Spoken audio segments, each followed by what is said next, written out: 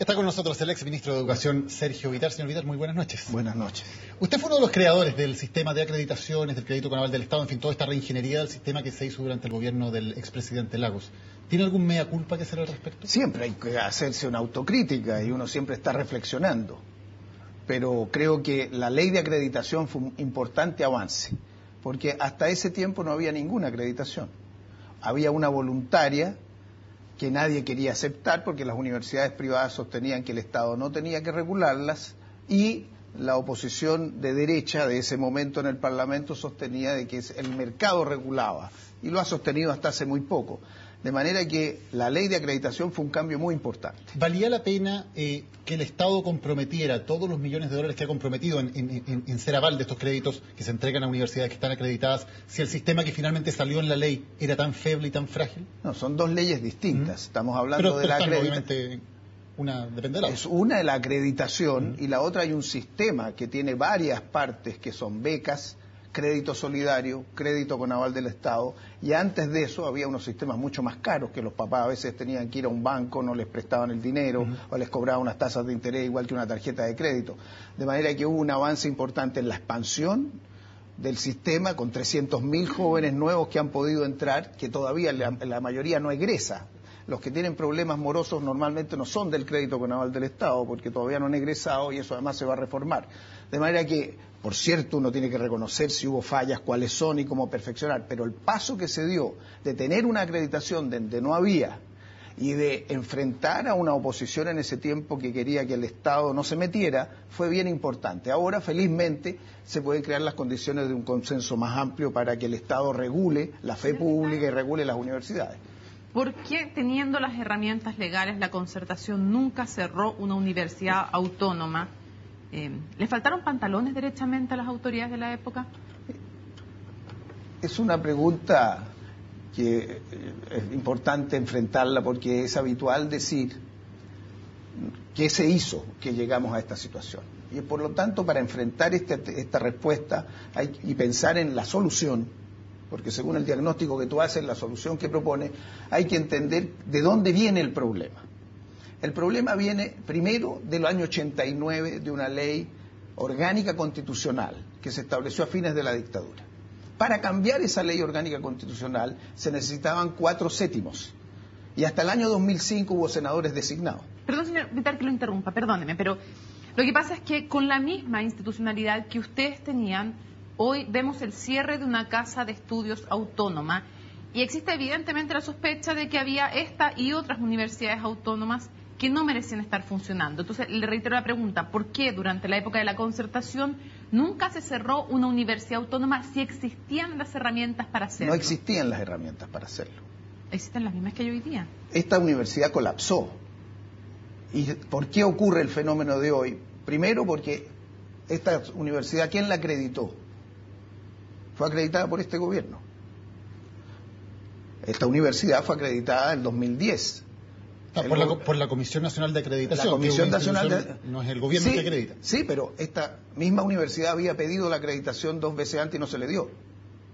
Entonces, se dio en este periodo, pero además se dio cuando el presidente de la República no nombró durante un año al presidente de la Comisión Nacional de Acreditación. ¿Usted dice que es culpa de este gobierno la crisis de la Universidad del Mar? Lo que quiero decir es que podemos empezar cada uno a buscar culpas. Es que no me gustaría preguntarle a usted cuáles son las suyas.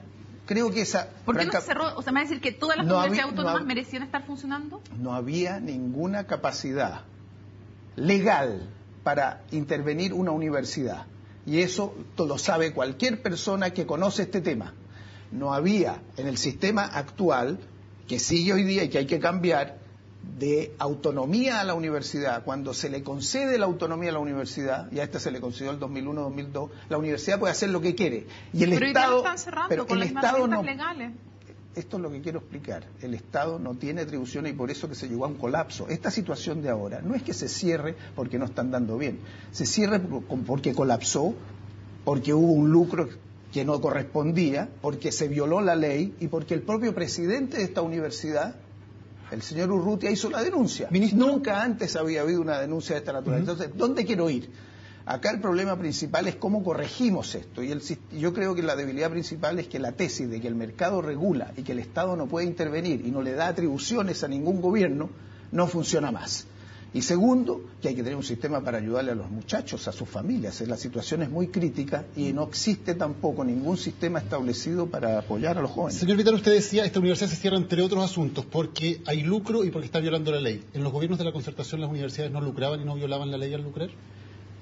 Hay muchas universidades privadas, yo no me atrevería a decir hoy día que todas las universidades traspasan el límite moral, porque aquí también tú puedes tener una ley, pero puede haber comportamientos inmorales o comportamientos antiéticos, y eso lo tendrá que resolver un buen sistema que permita ir haciéndole el seguimiento. Le pregunto por la ley, violaciones a la ley que prohíbe el lucro en Chile, ¿no ocurrieron durante los gobiernos de la concertación? No hubo, que yo conozca,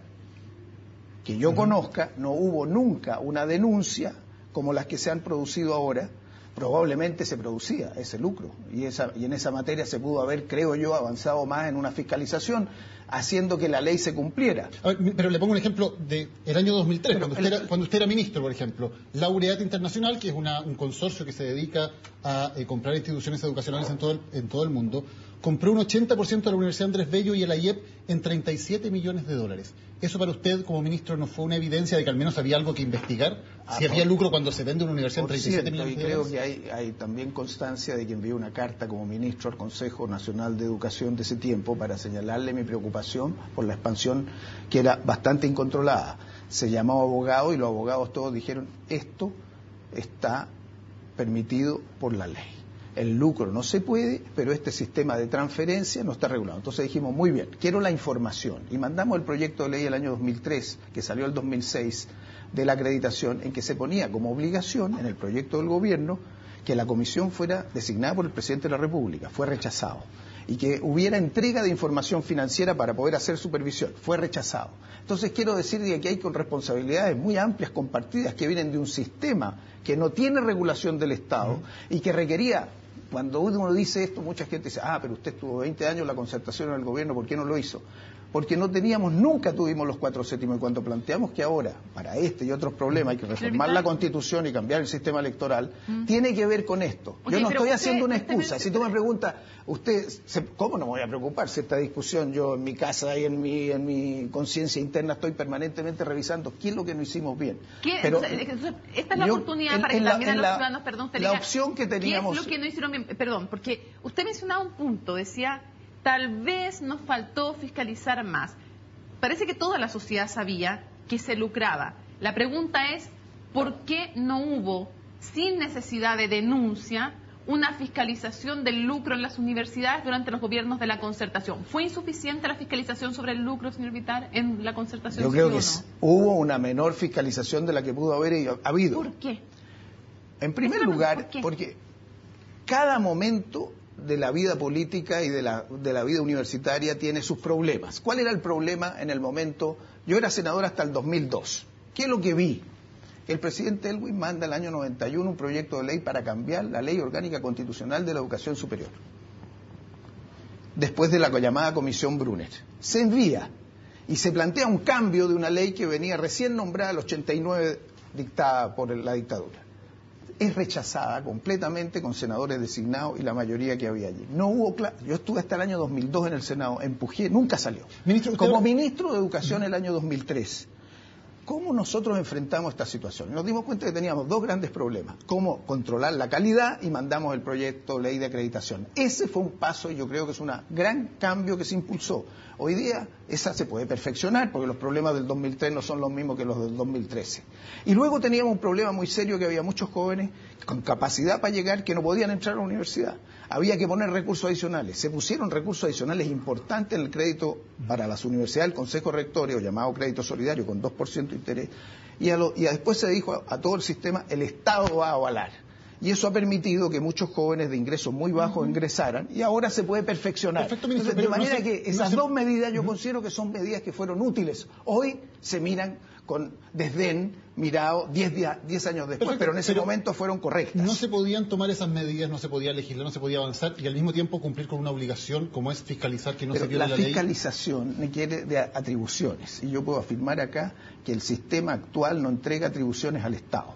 Y tanto es así que este gobierno no solo no tuvo que esperar que reventara el sistema, porque tú me vas a decir, si yo puedo fiscalizar y llevo 2 años de gobierno, tengo que llegar al final a cerrar y echar a los 18.000 niños y reubicarlos en otro lado. No tiene atribuciones el Estado. ¿Y pero por qué no las tiene? Si la ley dice que el lucro es ilegal, ¿eso no es suficiente para que el gobierno pueda realizar las investigaciones, entregar los antecedentes a tribunales e iniciar investigaciones sobre algo que la ley lo dice? ¿Es ilegal lucrar con las universidades? No, la ley dice, y eso es lo que hay que mejorar ahora, que estas universidades, las universidades son instituciones sin fines de lucro. De paso, no dice lo mismo ni para los institutos profesionales ni para los centros de formación técnica. A mi juicio, tienen que incorporarse al mismo sistema, sin fines de lucro. Y dice que eso tiene que ser respetado por las universidades. ¿Qué hace la universidad? Eso se ha explicado en todas las ocasiones. Forma una inmobiliaria y le paga el arriendo. Y la utilidad, ¿quién la hace? No la hace la universidad, es sin fines de lucro. La hace la inmobiliaria. Entonces, toda la discusión es, le arrendó al precio que correspondía. Y entonces viene ahora los proyectos de ley que se presentaron y dice, señor, usted no puede ser dueño de la inmobiliaria y al mismo tiempo dueño de esto. Pero eso no estaba permitido. Pero eso no se debió haber denunciado a los tribunales para que los tribunales determinaran si era o no un delito. Pero por cierto que esto se dijo, se levantó. ¿Pero cuándo se denunció a tribunales? Yo mismo planteé el año 2003, pero quiero decir que en ese momento el tema principal era que no había ninguna acreditación ni ningún control de la calidad. Pero además de eso... Preguntémoslo de otra forma, porque tal vez el punto es otro. ¿Usted podría afirmar entonces que combatir el lucro y fiscalizar el lucro no era el tema prioritario en la educación universitaria en su época como ministro?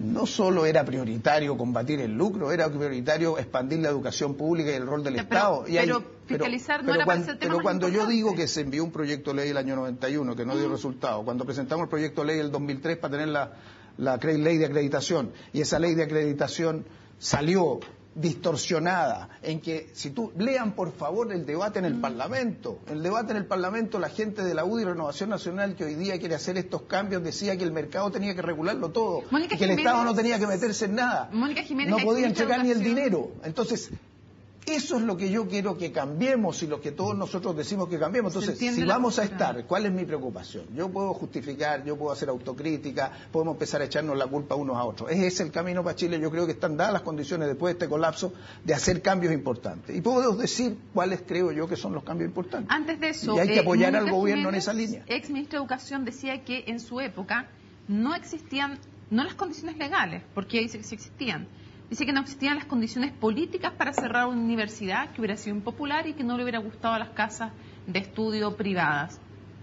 ¿Es esa la respuesta correcta? ¿Se equivoca Mónica Jiménez o es cierto que no existían, que yo puedo decir, que no iba a ser popular? Obviamente que cerrar una universidad es una debacle. Yo no creo que es popular cerrar una universidad, o es popular. ¿Y eso fue lo que le impidió? No, una crisis de esta envergadura no puede ser la política normal de un país. Esta crisis de esta envergadura lo que nos dice es que aquí no hay ningún sistema de regulación hasta que colapsa. Y todos los sistemas buenos tú tienes que tener fase intermedia que alertas a tiempo y vas corrigiendo. ¿Existe eso? No existe. Entonces, eso hay que cambiar. ¿Qué hay que cambiar? Lo primero es aprobar la superintendencia, de manera que haya un organismo que pueda controlar de que estas transferencias aquí se mencionan no se verifiquen y por lo tanto se respete que esto es sin fin de lucro. Segundo, cambiar la LOCE, la Ley Orgánica Constitucional de la Educación Superior, sigue igual que el 89. Requiere de 4/7, de manera que vamos a tener que contar con los votos de quienes se opusieron antes. Y espero que toda la concertación y la oposición hoy día esté a favor. Pero se le con las manos arriba. Esa es una tarea principal, o sea, todos los parlamentarios tienen que enfrentarla y el gobierno tiene que enfrentar el proyecto de cambio de la Ley Orgánica Constitucional. ¿Y lo que mandó el gobierno al Parlamento, todo lo que ha mandado, es un avance para usted? ¿Es el camino correcto o es, como decía Ricardo Lagos Escobar, un blanqueo de la mala calidad? La superintendencia es un paso positivo. Y además se viene planteando hace tiempo. La reforma de la ley de acreditación, en la línea de lo que se planteó antes y que no se aprobó por la oposición de entonces, que hoy día se den cuenta y podamos cambiarlo, es un paso positivo. Que la Comisión Nacional de Acreditación pueda ser designada entera por el presidente, que el Estado tenga atribuciones para controlar, que pueda pedir la información, que pueda advertir, y si una universidad no anda bien, la vuelve al sistema anterior de licenciamiento y le quita su autonomía, de manera que no puede llegar y seguir creando carreras. Eso hoy día no existe. Ese camino es el correcto. Entonces, mi pregunta, el proyecto del gobierno no se ha enviado, no sabemos cuál es. El gobierno normalmente hace un PowerPoint en vez de hacer un proyecto de ley, entonces no se puede discutir. Pero si va en la dirección que señalo, reforzar el Estado, crear la superintendencia, reformar la ley de universidades, la ley orgánica constitucional en materia de universidad y reforzar las universidades del Estado, darle recursos para que expandan su matrícula y no tener que sea el sector privado el único, darle financiamiento basal. Yo creo que tú por ahí enrumbas a la educación chilena superior en un camino mejor. Señor Villar, ¿son muy poderosas las universidades en Chile en términos de poder político, de lobby, de presión? El lobby fue enorme. Yo puedo constatar y puedo decirlo aquí que cuando presenté el proyecto de ley me dijeron no. Y se presentaron 800 indicaciones. Y ahí están los discursos, cuando yo decía, pero no puede ser, la fe pública, estos jóvenes de ahora, que a mí me había tocado una universidad siendo senador en Arica que también se cayó sola. Y entonces, a usted es privado mientras le convenga para hacer plata. ¿Quiénes le dijeron no? No queremos la ley de acreditación. ¿Quiénes? Pero entren a ver la lista de los debates, esto es todo público. Parlamentarios, pero le pregunto por las universidades. Ellas No, quiero decir de que el lobby de las universidades privadas sobre senadores sensibles a su posición fue tan grande que presentaron 800 indicaciones para que no hubiera ninguna ley de acreditación. ¿Usted se sintió presionado, por ejemplo, en el momento de fiscalizar el lucro, por el poder de las universidades? Yo nunca sentí presión, y cuando me presionaban, si alguien se atrevía, tenía el efecto contrario. O sea, yo estaba consciente de que aquí me eduqué en educación pública. Una distorsión del Chile de hoy es la privatización completa sin control. No digo que no haya privado, pero la pérdida del control del Estado, de la sociedad sobre su educación superior es el problema más grave que está detrás de esto. ¿Han presionado las universidades privadas para tener un marco regulatorio favorable al lucro y favorable a pocas exigencias académicas? ¿Qué más favorable para ellos y sus presiones que decir de que el Estado no intervenga en nada? Mantener un sistema como el que existe todavía, de que tú la sigues el licenciamiento y cuando le das a la universidad, después de mirarla, le dice, ahora es autónoma, esa hace lo que quiere. Por eso, ¿han logrado en el fondo con la presión? Esa es la pregunta, si las universidades privadas han logrado con su presión un marco regulatorio favorable al control y al lucro. Eso es favorable para ellos. En segundo lugar, que solamente se diga que son sin fines de lucro, pero que no haya disposiciones legales precisas que regulen cómo se hace la transferencia, ni ningún organismo que tenga las atribuciones de supervisar, ¿no es favorable también a la privatización completa? Entonces, lo que colapsó con la Universidad del Mar es un sistema desregulado en que el mercado pretende definir qué funciona bien y qué funciona mal. Y cuando se nos dijo, y yo me recuerdo esos debates, no señor, las propias familias van a ver cuando una universidad es mala y se van a otro lado y el mercado va a regular. Y miren lo que pasa, el Estado tiene que hacerse cargo de los 18.000 jóvenes y yo espero que el gobierno lo haga con prontitud y que pongamos los recursos, pero hay que ampliar las universidades estatales. Si yo tuviera que tomar una decisión ahora, yo haría un plan a 4 o 5 años de darle recursos a las universidades estatales para que puedan ampliarse en 50.000, 100.000 vacantes para los muchachos, poner sistemas de apoyo y propedéuticos para los niños que vienen con menor formación, pero poner un recurso público más fuerte en esa línea. Sergio Villar, exministro de Educación, gracias por haber estado con nosotros. Muchas gracias.